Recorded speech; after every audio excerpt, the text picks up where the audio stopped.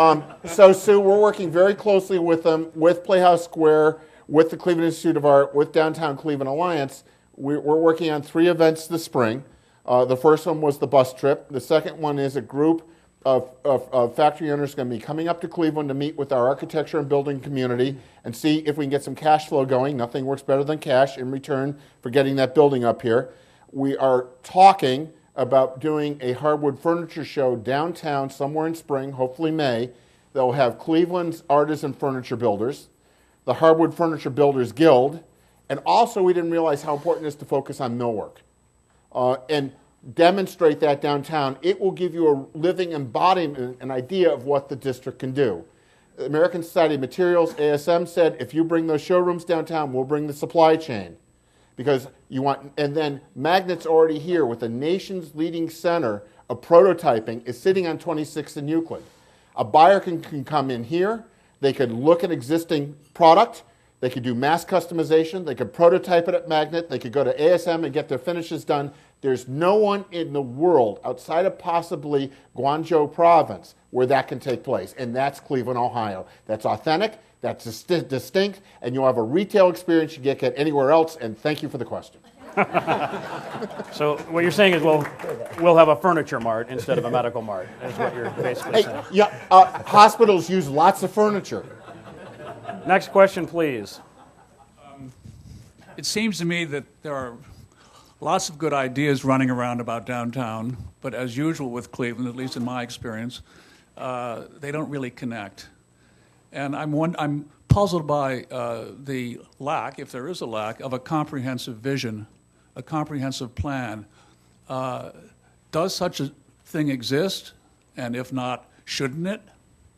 I knew I could count on Mr. Michener to not throw a softball. Thank you very much for the question. Is there a comprehensive plan? The answer is yes. Believe me, when you sit down with property owners and you ask them to invest $3.5 million a year for 5 years, they want to know what the plan is. So we went through a very aggressive planning process. We brought in a gentleman named Brad Siegel, who is with the Progressive Urban Management, an expert in working with business improvement districts, as they're called nationally. We went through close to a 9-month process to evaluate what the priorities are for not only the expenditure of the assessment dollars, but for other dollars that we leverage. And we talked aggressively not only about the delivery of clean and safe services, but again, public amenities.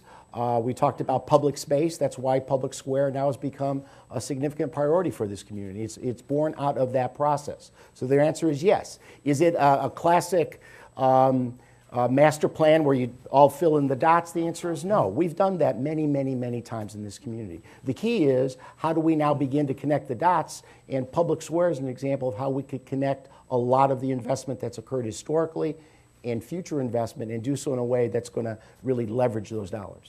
You bring up a point, though, that this has been many, many other times there have been plans that have been put forward. And many times plans have failed. So what's new today about the comprehensive plan that you're putting forward that could make people be confident that downtown is heading in the right direction? Well, one, as Cleve mentioned earlier, the property owners are organized through the Alliance. We now can get together. We work on initiatives. We work on neighborhood-based initiatives collaboratively. And to be frank, we are now speaking with one voice. So when the casino discussion occurred, we stepped up and said, yes, we endorse it. We endorse it going behind Tower City, and we're going to run and really support that moving forward. Which is the right place for it to go. For the right place for it to go. So the answer is we are doing those types of things.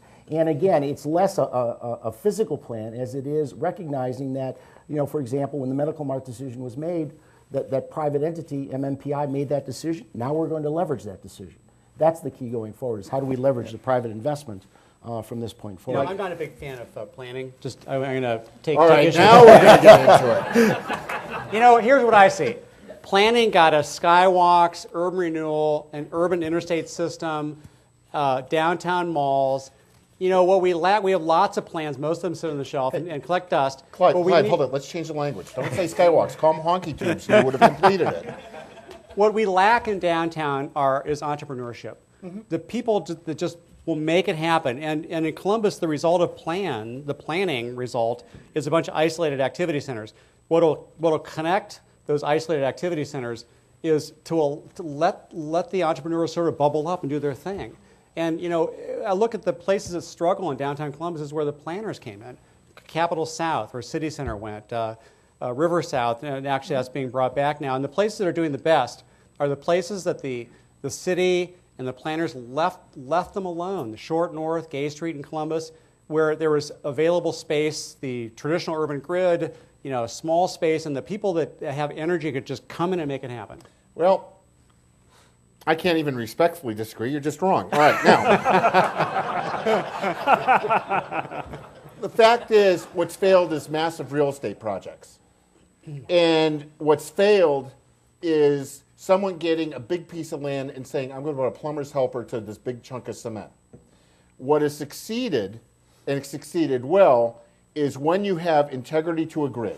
What succeeded well is when you hold your guns for the quality of the landscape architecture. If you think about the success of the University of Cincinnati, it's not those lovely buildings, it's the landscape architecture that holds it together. What makes German Village work is not only the quality of the place. What makes Chicago work is the fabric. What makes Portland work is the fabric. They don't even have the big iconic building, and their big basketball center is ugly. Right? So the planners that are really smart understand, and what we teach at the Cleveland State University, I don't know what they teach at the Ohio State University, but what we teach is how to work with the market. Because you can't get to scale without the market, and the fact is that what we have to do is figure out how we set the table. And that's what damn good planners do. And we graduate them. I'll have you employ a couple of them. But I want to give you an example of something Columbus did, which I think was really smart. Back in 1997, the city of Columbus eliminated zoning in downtown.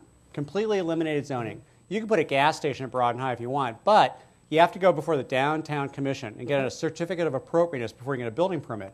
So if you put a gas station at Broad and High, it better have 10 floors of housing above it and no curb cut, and better have 60% transparency. And so what's happened is that the private sector has really been enabled in downtown. It's so much easier to go through the downtown commission. They've collapsed regulation into this commission. You get 30-day approval. That's fantastic. And there are no rules except you got to answer to the commission. And I think that was a really smart way to do it. And lo and behold, it's starting. We've stopped building parking lots and we're starting to fill in. It's starting to. We've got a ways to go, but it's starting to look a little better. Actually, Mike, there's a couple things here that's really important. Okay. The old traditional master planning process usually locked into place the failed experiment and the big stuff. And so what we really have is a process, but when you find out the end of it, it's a collective vision of the future is the single most important planning thing you could do.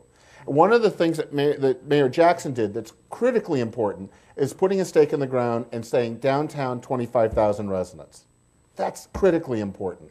And understanding, again, the importance of fabric and amenities to make it work.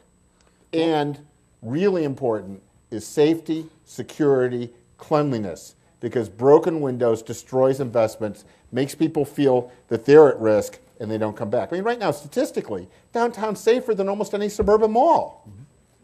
It's an interesting point. But try to get your 13-year-old to believe it. But the thing that you brought up that makes me feel a little uneasy is what has failed are major real estate projects. And what is MedMart in a casino but major real estate projects? Well, what they've got is MedMart, if it was a pure convention center, I'd be joining Woody Sanders, who came in to oppose it as loud as I can because the convention industry is in hell in a handbasket, right? Las Vegas is one, game over, rolling on up. The internet is replacing most of the big product stuff. So we got consumer shows, which frankly they'll hold them at 10, or a failed mall in Euclid. But what is there is if you can do something that's distinct and creates value, and that's what the MedMart does, then we got something to hold it on to. And Mayor Jackson was right there. The casinos, let's face it, the casinos, they're going to be all over the place. They're eating into each other's market share. I love the casino because I just hate seeing tax money and revenue go out of state.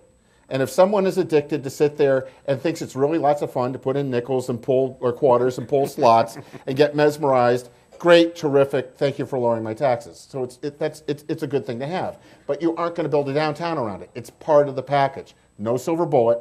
And for us, thank God, it's going to be in the right spot because it's not going to deter or hurt a residential experience.